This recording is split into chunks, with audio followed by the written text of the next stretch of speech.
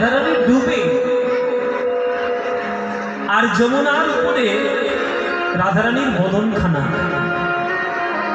দেখে মনে হচ্ছে কালো নীল জলের উপরে রাধারানীর বদনটা যেন সোনার পদ্ম ফুলের মতো বিকশিত হয়েছে।